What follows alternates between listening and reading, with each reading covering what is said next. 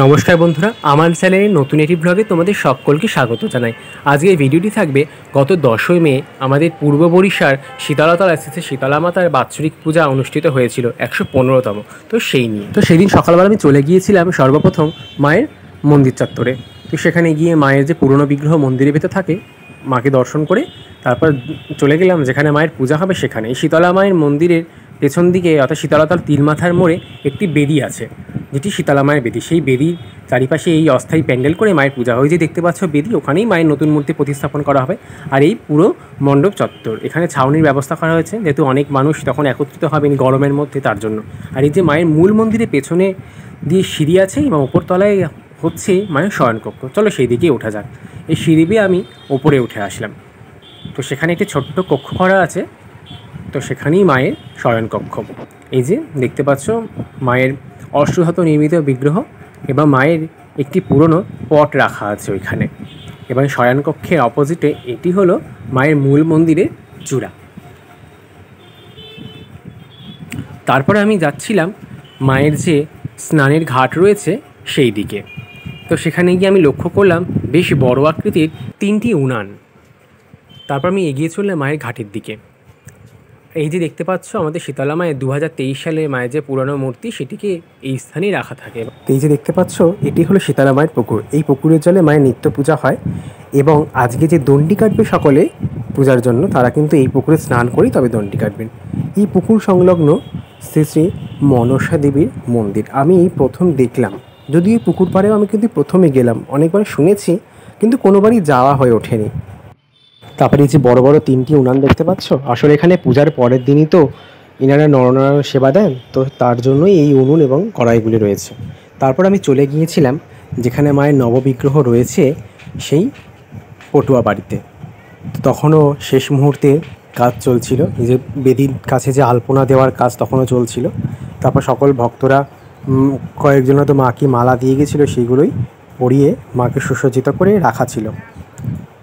তোমরা মাকে দর্শন করো, কত অপূর্ব সুন্দর হয়েছে মায়ের এবছরের বিগ্রহ, যেন সাক্ষাৎ মা জগদ্ধাত্রী বসে রয়েছেন।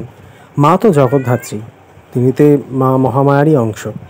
তো তারপর অপেক্ষা করতে করতে কিছুক্ষণ পর মন্দির কর্তৃপক্ষের লোকজন চলে আসলো মাকে মন্দিরের উদ্দেশ্যে নিয়ে যাওয়ার জন্য। আমাদের এই শীতলাতলার শীতলা মা কিন্তু খুবই জাগ্রত। আমার যেটা শোনা কথা, এই শিল্পালয়ে যিনি প্রতিষ্ঠাতা ছিলেন স্বর্গীয় শিল্পী শ্রী গৌর ঘোষ, উনি নাকি একবার খুব দুরারোগ্য ব্যাধিতে আক্রান্ত হয়েছিলেন।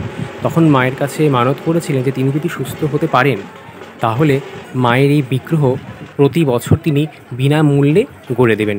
এবং যথারীতি মায়ের আশীর্বাদে তিনি কিন্তু সুস্থও হন এবং তিনি তার কথা মতো প্রতি বছর কিন্তু মায়ের বিগ্রহ নিজে হাতে গড়ে দেন এবং একটি টাকা মূল্যও নেন না। উনি বর্তমানে না থাকলেও ওনার পুত্র কিন্তু ওনার বাবার দেওয়া সেই প্রতিশ্রুতি আজও রক্ষা করে যাচ্ছেন। তোমরা দেখতে পাচ্ছ তো সকলেই মায়ের বিগ্রহকে এখান থেকে তুলে গাড়ির উদ্দেশ্যে নিয়ে যাচ্ছেন এবং সেখানে গাড়িতে মাকে ওঠানোর পর মা তারপর মন্দিরের উদ্দেশ্যে রওনা হবেন।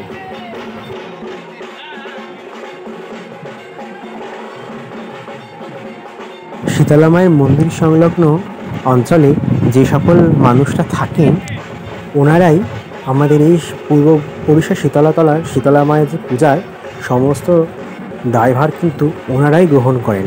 আজ ওনারা আছেন বলেই মায়ের পূজাটা এতটা সাড়ম্বরের সাথে কিন্তু হয়ে আসছে।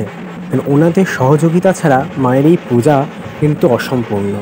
কারণ এই পূজার যত কিছু কার্যকলাপ এবং পূজার প্রথম থেকে শুরু করে যত রকম কাজ, আবার মাকে নিতে আসা, মানে মানুষজন যে পূজা দেবে সেটা ঠিকঠাকভাবে হচ্ছে কি না, এই সকল কিছু কিন্তু ওনারাই দেখাশোনা করেন। তার জন্য কিন্তু পুজোটা এতটা সুষ্ঠুভাবে হয়ে আসছে এতগুলো বছর ধরে। দেখতে দেখতে প্রায় 115 বছরে পড়লো এই শীতলা মাতার পূজা। ওই যে দেখতে পাচ্ছ বড় একটি ছাতা, ওটাই মায়ের মাথার উপরে ওনারা মাকে আড়াল করে তারপরে নিয়ে আসেন। তো কিছুক্ষণের মধ্যে দেখতে পাচ্ছ যে গাড়িও ছেড়ে দিল। তারপর আমি চলে এসেছিলাম আমাদের বাড়ির যে গলি সেইখানে, কারণ শীতলা মাকে পূর্ব বরিশা চত্বর সম্পূর্ণ ঘুরিয়ে মতিলাল গুপ্ত রোড ধরে মণ্ডপের উদ্দেশ্যে নিয়ে যাওয়া হয়। তো যাদের দেখতে পাচ্ছ তোমরা এগিয়ে আসছেন, ওনারা কিন্তু এই পূজার পরিচালনার দায়িত্বে থাকেন। তোমাদেরকে আগেই বললাম। তো ওনারা কিন্তু এই আজকের দিনে পুরুষরা যারা রয়েছে তারা নিজেদেরকে নতুন পাঞ্জাবিতে এবং মহিলারা নিজেদেরকে নতুন শাড়িতে সাজিয়ে তোলেন। ঠিক দুর্গাপুজোর অষ্টমীর দিনে আমরা যেরকম নতুন পোশাক পরে নতুনভাবে সেজে মায়ের কাছে অঞ্জলি দিতে চাই, ওনারাও কিন্তু এই শীতলা পূজার দিনে নতুন পোশাকে নতুনভাবে সেজে আনন্দের সাথে মাকে নিয়ে মণ্ডপের দিকে যান। ওই যে দেখতে পাচ্ছ মায়ের গাড়ি আস্তে আস্তে এগিয়ে আসছে। যারা মায়ের কাছে মানত করেন সেই সকল বাড়ির মহিলারা মায়ের যে গাড়ির চাকা, সেই 4টি চাকা জল দিয়ে ধুয়ে দেন এবং বাতাসা মায়ের উদ্দেশ্যে অর্পণ করেন এবং সেই বাতাসাই সকলকে লুট হিসাবে ওনারা ছড়িয়ে দেন সকলের উদ্দেশ্যে। যেরকমভাবে হরির লুট হয় সেরকমভাবেই শীতলা মায়ের পূজার উদ্দেশ্যে ওনারা বাতাসা লুট করেন।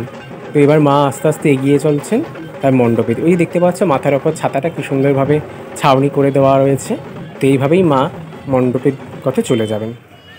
তো তারপর কিছুক্ষণ পরে যেহেতু মা মণ্ডপে না পৌঁছানোর আগে ওনারা ডালা নেন না পুজোর, তো 12টার পরে তো পূজা শুরু হয়, তারপরেই ডালা নেওয়া শুরু হয়। তাই আমি 12টার পরেই মন্দিরে সামনে গিয়েছিলাম ডালা জমা দিতে। এই যে আমাদের এখানে ডালা জমা দেওয়া হয়, যেখানে হচ্ছে মায়ের যে পুরনো মন্দির, সেই মন্দিরের কাছে একটি ডালা জমা দেওয়ার স্থান করেন। সেখানে আমরা যারা মতিলাল গুপ্ত রোডের দিক থেকে যাই তারা ডালাটা ওইখানে জমা রাখি। তো সেখানেই আমাদের প্রায় 1000 জনের কাছাকাছি ডালা পড়েছিল এক জায়গাতে। এবং মায়ের যে পূজা হয়, যেখানে অস্থায়ী প্যান্ডেল তৈরি করা হয়, তারও দুপাশে দেখতে পাচ্ছ তো ওই বড় বড় তক্তাপোষ দিয়ে ডালা রাখার জন্য ওনারা বিভিন্ন যে ওই তাক মতো করে রেখেছেন। ওখানেও কিন্তু 2টি দিকের ডালা পড়ে। একটি হলো যে চোঙার বন সন্তোষী মাতার যে পূজা হয়, সেই চোঙার বনের দিকের যত মানুষ মায়ের পূজা দেন তাদের ডালা পড়ে মায়ের ডান দিকে, এবং যারা হচ্ছে বেহালা সোদপুরের দিক থেকে মায়ের উদ্দেশ্যে পূজা দেন তাদের ডালাটি পড়ে মায়ের বাম দিকে। তো সেখানেও প্রায় 1900 কাছাকাছি ডালা পড়ে যায়। দেখতে পাচ্ছ এখনও বেশিক্ষণ সময় হয়নি, সবে ডালা জমা দেওয়া শুরু হয়েছে, তাই কতটা মানুষের ডালা জমা হয়েছে এখানে। মানে আমাদের এলাকায় তো এই পূজার খুব নাম এবং খুবই প্রচলিত, তো যার জন্য প্রচুর মানুষ মায়ের এখানে পূজা দেন। তো দেখতে পাচ্ছ মায়ের পূজার প্রস্তুতি শুরু হয়ে গিয়েছিল। তো এখানে কিন্তু অনেক মানুষ মাকে শাড়ি মালা দিয়ে পুজো দেন, সব মালা তো পরানো সম্ভব নয়। তো যাই হোক, কিছুক্ষণ পরে এই ঢাকের বাদ্যির সাথে সাথে মায়ের পূজা শুরু হয়ে গেল। এখানে কিন্তু মায়ের পূজার শেষে এখানকার যত মহিলারা বা পুরুষরা যারা মানত করেন তারা কিন্তু মায়ের কাছে দণ্ডি কাটেন। তো সেটা অনেক বিকেলবেলার হয়, প্রায় 4টে-5টা বেজে যায় দণ্ডি কাটতে কাটতে। প্রচুর মানুষ কাটেন দণ্ডি। এবং একটা সময় মায়ের কাছে শোনা যেখানে নাকি আগে ছাগ বলিও হতো, কিন্তু একবার নাকি বলি দিতে গিয়ে বলির 1 কোপে তো বলি কাটতে হয়, ছাগলের মাথাটা সেটা নাকি 1 কোপে কাটা যায়নি, তো যার জন্য নাকি বলি বন্ধ হয়ে গিয়েছিল। তো তারপর থেকে আর ছাগ বলি হয় না। তো যাই হোক বন্ধুরা, আজকে এই ভিডিও এখানেই শেষ করছি। এই ভিডিওর নেক্সট পার্টে দেখাবো রক্ষাকালী মাতার পূজা, যখন মায়ের আগমন ঘটেছিল সেই সময়কার একটা ভিডিও। তো আজকে ভিডিও শেষ করছি, টাটা।